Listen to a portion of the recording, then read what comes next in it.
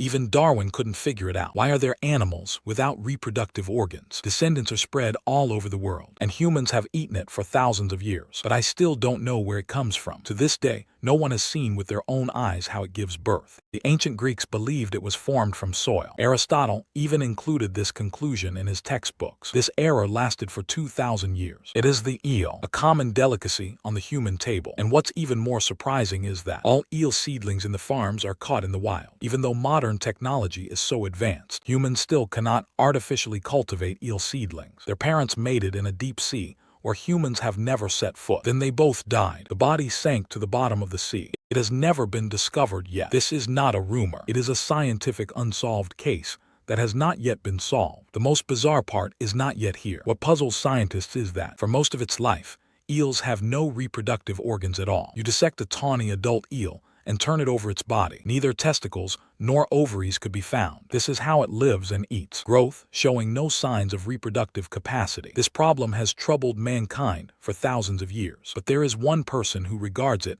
as a lifelong obsession. He is Sigmund Freud. You may not know him, but you must have read his works. Interpretation of Dreams. In 1876, Freud was a 19-year-old medical student. He brought the scalpel to the Italian port of Trieste. There is only one goal: finding eel testicles. He buys eels every day. Back to the small room for dissection. For 4 months, he cut open nearly 400 eels. Search repeatedly under the microscope because I was too involved. Even when he sleeps, he dreams of eel livers and intestines. But in the end, he still got nothing. Freud failed and was ready to give up. He published a short paper, outlines the despair experienced during this time. I haven't touched an eel since then, but the eel puzzle isn't lost. At the end of the 19th century, scientists caught a strange creature in the Mediterranean, transparent like a flat leaf, completely unlike any known fish. It was named willow eel, considered a brand new marine fish species. The new species was misidentified for decades. It wasn't until 1886 that a French zoologist took a willow eel and raised in the laboratory. A few months later, he was stunned to see it gradually turned into an eel. However, scientists around the world did not recognize that these were the larvae of the same animal. That is to say, the eel develops through a complete metamorphosis, deceived the entire scientific community. But that's just the beginning of the mystery. What puzzles scientists the most is that willow eels only appear in the open sea. Adult eels live in freshwater rivers. Where do they hatch from? In 1904,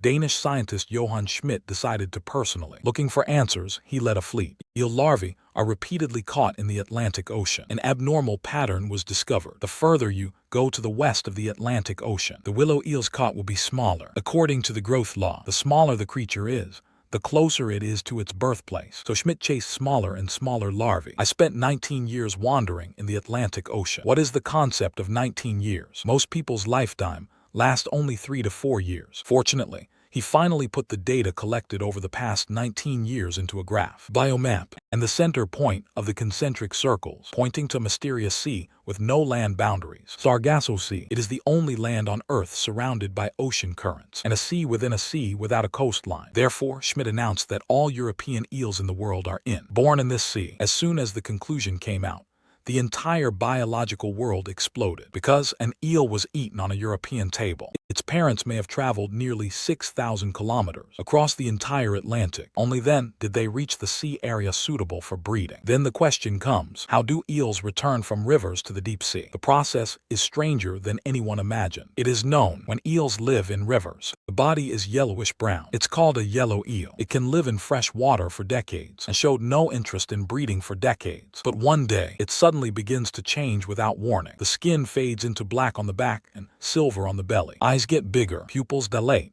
evolving the unique visual structure of deep-sea creatures to capture the faintest light in the dark. The lateral line system becomes more sensitive, able to sense subtle changes in water pressure and water flow, like a built-in navigator. But these are not the most extreme changes. What's really surprising is its digestive system. The stomach begins to gradually dissolve. Intestinal atrophy. The intestinal wall becomes thinner, and it actively dismantles its own digestive organs, because from now on it no longer needs to eat. Make room for the development of reproductive organs. You heard it right. Eels are not born with genitalia. Instead, it suddenly grows after decades of living. This is not growth, but a transformation from the inside out. After doing all this, The silver eel swam toward the Atlantic Ocean without looking back. Scientists have been trying to track it, but it disappeared into the deep sea like a ghost. Satellite tag failure, tracking failed. All deep-sea submersibles have failed. It will dive to the dark water layer of more than 1,400 meters. At that depth, the sun cannot reach. The water pressure is enough to crush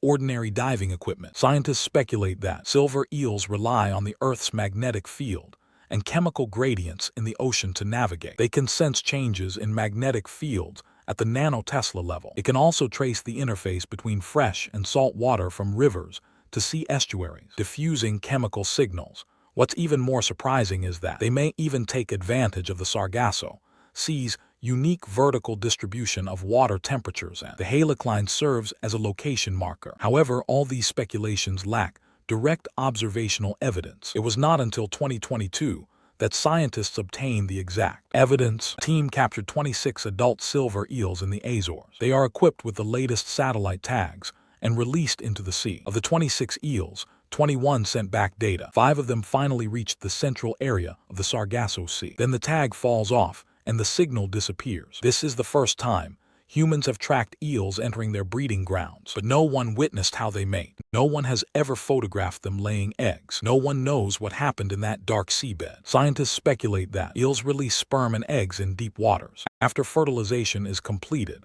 it then exhausts its energy and sinks to the bottom of the sea to die. Soon after, the new willow eels hatch and float back to the river with the ocean currents. Start the next cycle, and death is their only gift to the next generation. You may ask, since eel is so delicious, why can't it be completely artificially bred like other fish? The answer is that currently no country in the world can do it. The key is that larvae willow eels are extremely fragile. They feed on marine snow and microscopic plankton in the ocean. Human beings have not yet been able to configure suitable opening bait. Therefore, the eels you usually eat are grown from wild-caught seedlings. You might think there is only one kind of eel in the world. In fact, it is a huge family. 19 species of freshwater eels have been discovered around the world. Temperate and tropical waters distributed in the Pacific, Atlantic, and Indian Oceans. Domain. So if all eels were wild-caught, will they be eaten up? The answer is most likely. According to the assessment of the World Conservation Union, European eels are critically endangered.